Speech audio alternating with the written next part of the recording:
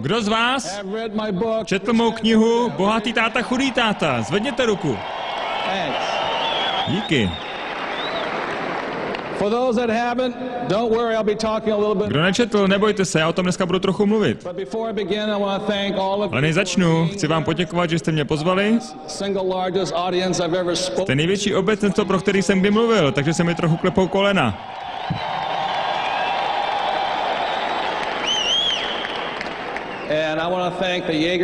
A chci poděkovat Jägerově rodině, že mě pozvali a že můžu být s tak úžasnýma lidma, takže díky moc.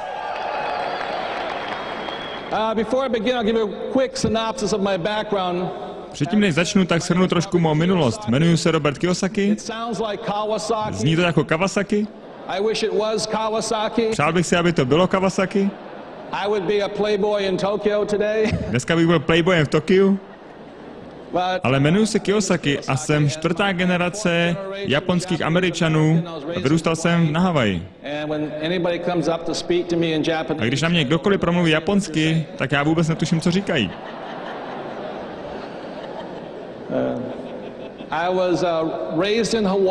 Byl jsem vychován na Havaji, vzděláván v New Yorku. Miluju New York.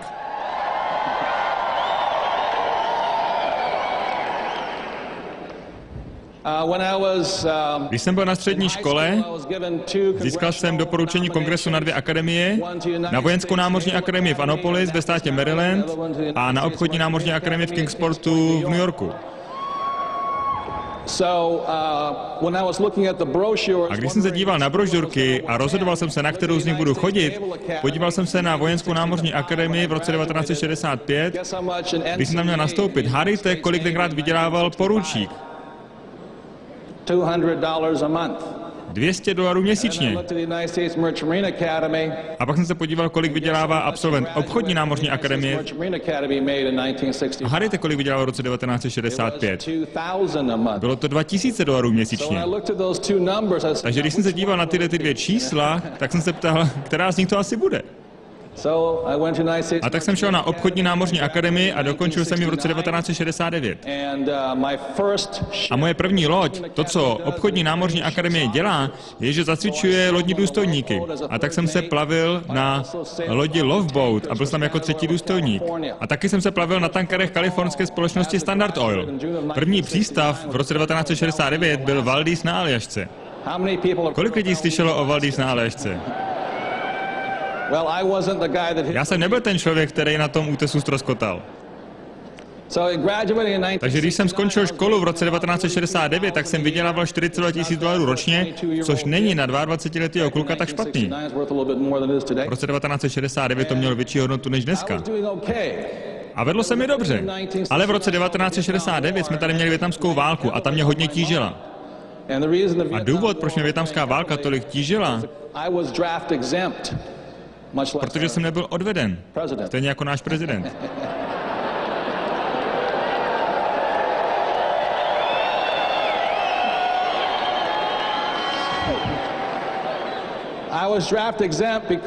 A odveden jsem nebyl proto, že mě zařadili do životně důležitého neobranného odvětví průmyslu, což znamená, že jsem ve válce pomáhal tím, že jsem dodával naftu do válečné zóny. Ale to mi stejně vadilo, a tak jsem v roce 1969 podal výpověď a odešel jsem ze společnosti Standard Oil, kde jsem bral $42 000 ročně a měl jsem 5 měsíců ročně volno a nastoupil jsem k námořní pěchotě Spojených států za $200 měsíčně jako poručík.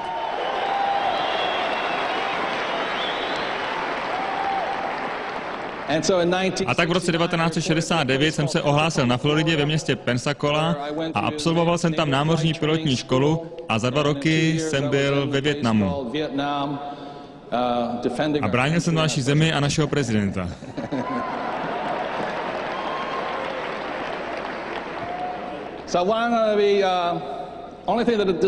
Jediná věc, která mi na tom vadila, že trvalo 6 let, než jsem se do armády dostal.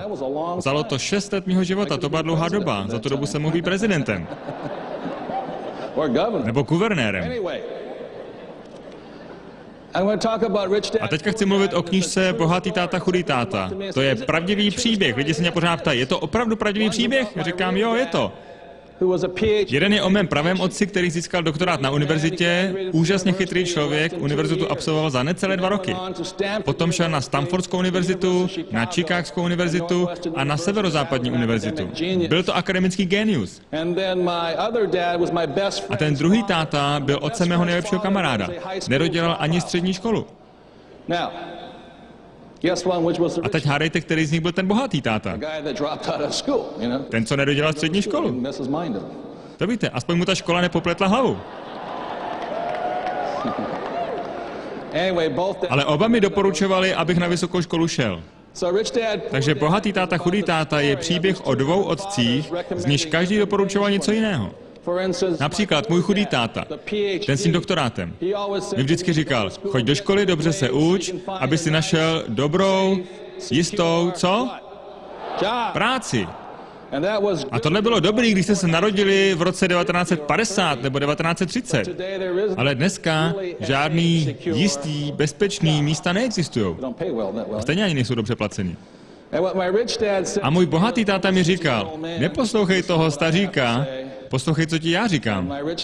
A můj bohatý táta říkal, nepracuj pro nikoho jiného, buduj biznisy. A co mi tím říkal? Díky. Takže od té doby, co jsem byl malý kluk, tak buduju biznisy. Včera jsem mluvil k vycházejícím hvězdám, k těm direktům. A povídal jsem jim o jednom z podniků, o kterém jste možná slyšeli. Byl jsem jeden z prvních, který vyráběl nylon a suché zipy na světě.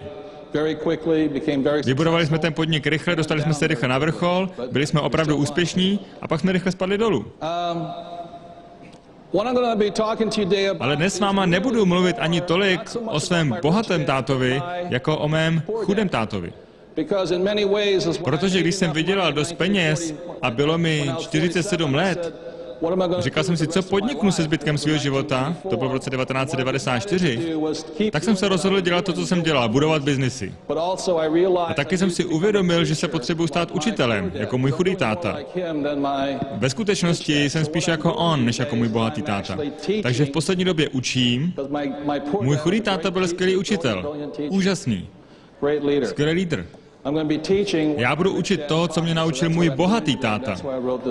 Proto jsem napsal tuto knihu a proto jsem tady, takže díky.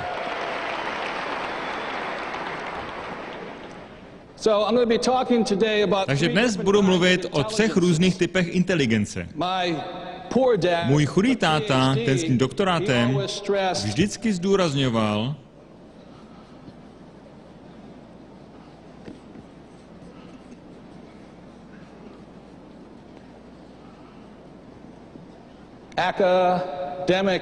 akademickou inteligenci.